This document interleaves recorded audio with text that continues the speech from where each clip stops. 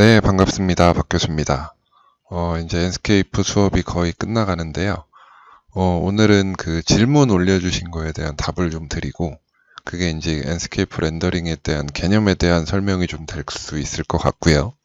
그리고 한 가지는 지금 이 엔스케이프가 안 깔리시거나 이런 분들 중에 가장 큰 문제가 이제 그 그래픽 카드죠. GPU가 2개 이상인 노트북들, 뭐 이런 데서 제일 그 문제가 많이 발생을 하더라고요. 그래서 그거에 대한 해결 방법 2가지를 설명을 드리려고 왔습니다. 일단 첫 번째로 그 요즘 노트북이 이제 뭐 전원 문제도 있고 그래서 기본적으로 그 메인보드에 붙어 있는 그래픽 카드랑 그 다음에 추가적으로 달려 있는 그래픽 카드, 이렇게 그 그래픽 카드가 2개인 경우의 노트북들이 좀 있거든요. 그런 노트북들이 엔스케이프에서 보통 문제를 일으키더라고요. 그래서 그거 같은 경우엔 지금 요 엔스케이프 사이트에서 그 문제 해결 방법을 알려주고 있어서 요거는 요 부분까지만 정리를 한번 해드릴게요. 이걸 제가 지금 원래 영어로 된 사이트를 한국어로 바꿔놨는데 어디로 오시면 되냐면요. 여기 그 엔스케이프 사이트에 들어오시면 우측 상단에 그 런이라고 되어 있는 부분이 있고 여기에 그 날리지 베이스라는 그 뭐 폴더가 하나 있어요. 그래서 여기 보시면 엔스케이프에 관한 전반적인 그 설명들이 튜토리얼들이 어느 정도는 문서화되어서 정리되어 있는 부분이 있고요. 여기 그 트러블 슈팅에 가보시면 이제 제가 느끼기에 가장 중요한 건 여기죠. 여기 그 리코멘디드 그래픽 드라이버 해서 그래픽 카드 드라이버를 최신 사양으로 유지를 해주시는 게 그 좋고요. 엔스케이프를 사용하실 때. 그 다음에 두 번째, 제가 방금 말씀드렸던 그 그래픽 카드가 여러 가지인 경우가 요 멀티 GPU 이슈거든요. 요거를 클릭해서 들어가 보시면 전체적인 내용이 쭉 나오는데 요거 그냥 그 요즘 크롬 브라우저에서든 뭐든 구글 번역으로 이렇게 그냥 돌려보시면 그 시스템에 2개의 GPU가 있는 경우에 그 온보드 통합 드라이버가 아니라 그 엔비디아나 AMD나 어쨌든 새로 그 추가적으로 장착되어 있는 그래픽 카드가 엔스케이프가 그 그래픽 카드를 사용해야 되는데 그 온보드 보드에 얹어져 있는 더 안 좋은 그래픽 카드 대신에 노트북에 그 전기를 좀 덜 먹는 그래픽 카드죠. 그래서 그 그래픽 카드를 쓸 경우엔 노트북 사용 시간이 전원 없이 사용할 때 사용 시간이 길고 그 추가적으로 설치되어 있는 그래픽 카드를 사용하면 그 사용 전력량이 늘어서 전원 없이는 오래 못 사용하게 되어 있죠. 그래서 그 이렇게 GPU가 2개가 있는 노트북들이 있는데 그런 경우에 이제 이 엔비디아 거냐 아니면 AMD 거냐에 따라서 그 해결 방법을 밑에서 설명을 해주고 있어요. 그래서 엔비디아 같은 경우엔 그 바탕화면에서 마우스 오른쪽 클릭하면 요 엔비디아 컨트롤 패널이 있죠. 거기 들어가서 여기서 시키는 대로 쭉 하시면 해결이 될 것 같고요. 그 다음에 AMD 그래픽 카드도 마찬가지로 그 촉매 센터가 아니고 그렇죠. 카탈리스트 컨트롤 센터로 되어 있으니까 AMD 거는 요 센터에 들어가셔서 이것도 똑같이 바탕화면에서 마우스 오른쪽 클릭하면 요 AMD 그 라데온 세팅으로 들어가실 수가 있어요. 여기 들어가셔서 얘가 하라는 대로 그 엔스케이프는 그 하이 퍼포먼스다. 그 성능이 더 좋은 GPU 그래픽 카드를 사용하게 해줘라 라고 설정을 하고 있는 거고요. 그 다음에 위에 걸로 안 되는 경우에 요 그래픽 카드를 아예 온보드 그래픽 카드를 아예 비활성화하는 방법까지 3가지를 설명을 하고 있어요. 그래서 제일 좋은 건 평소에는 그냥 그 그래픽을 많이 사용하지 않을 때는 그냥 온보드 그래픽 카드를 쓰는 게 전력량을 생각했을 때는 더 편리한 방법이고요. 그래서 위에 그 자기 그래픽 카드에 따라서 엔비디아인지 AMD에 따라서 이 해결 방법을 먼저 사용을 해보시는 게 좋고요.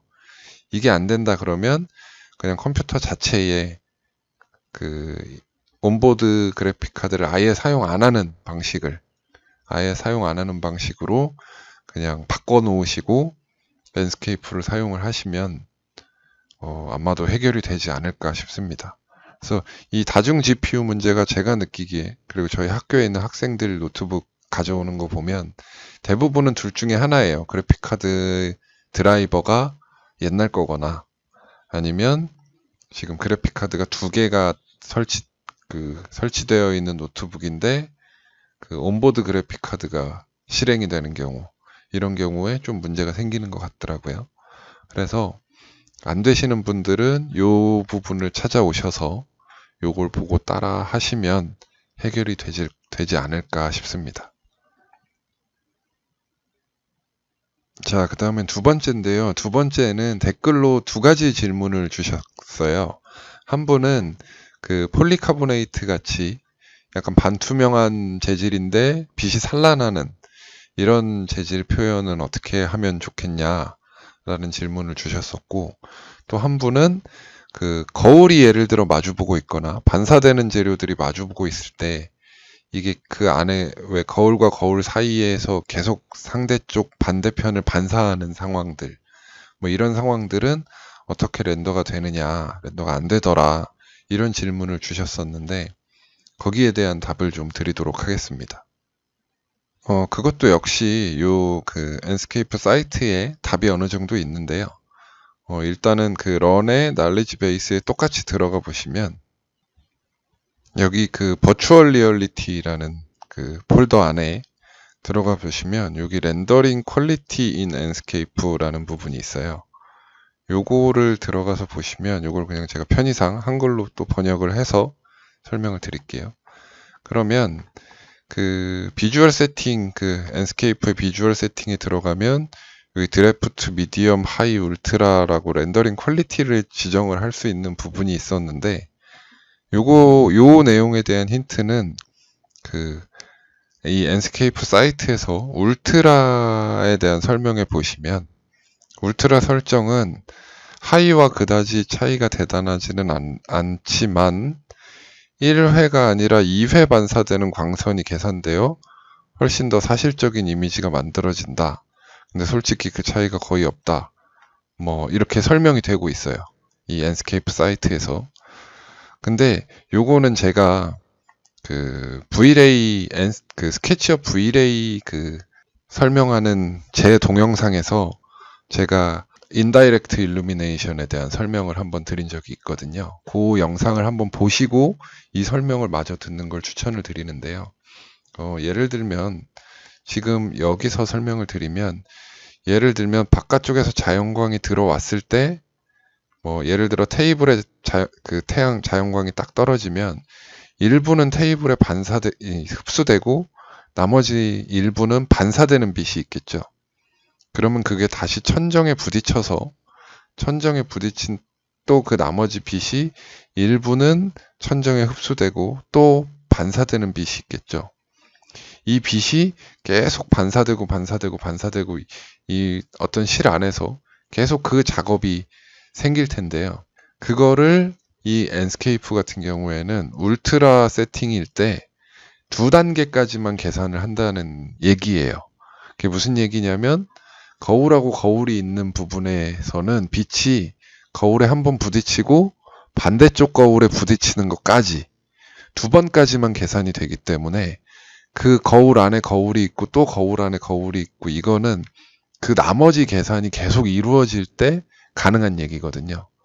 근데 2번만 계산을 해도 사실은 제가 그 인다이렉트 일루미네이션 수업에서도 잠깐 말씀을 드렸지만 2번까지만 계산을 해도 사실 우리 눈에 보이는 거의 모든 빛들이 계산이 되기 때문에 뭐 이런 거, 그 조도나 이런 것과 관련된 부분은 사실은 거의 다 계산이 되고 있어요. 그리고 그 나머지는 사실 굉장히 그런 디테일한 부분인데 이제 그거를 2번만 계산할 때 가장 취약한 게 지금 그 질문을 올려주신 2가지죠. 폴리카보네이트 같이 빛이 산란하는, 불규칙하게 반사되는, 산란하는 이런 재질 표현, 그런 표현 같은 경우엔 사실은 그 각자의 방향으로 산란한 빛들이 반사되고 이런 내용들, 이게 계산이 돼서 렌더링이 돼야 되고요. 그 다음에 두 번째는 거울과 거울이 마주 본다든지 이렇게 여러 번 반사가 계속 이루어지는 경우, 난반사되는 경우, 뭐 이런 것들이 사실은 enscape의 두 번까지 반사를 계산하는 이 방식으로는 사실 어려워요. 그래서 그 정지된 2D, 그러니까 정지된 컷, 한 컷, 이렇게 렌더 컷이 필요하신 분들은, 그리고 고퀄리티의 렌더링이 필요하신 분들은, 디테일이 많은 그 렌더링이 필요하신 분들은 V-Ray를 사용하시는 거를 권장을 드리고 있어요. V-Ray를 사용하시는 거를 권장을 드리고, 대신에 V-Ray는 아무래도 렌더링 시간이 더 걸리겠죠. 그 산란하는 빛들을 다 계산을 해야 되니까요. 그래서 V-Ray로는 동영상을 만드는데 시간이 꽤 많이 걸려요.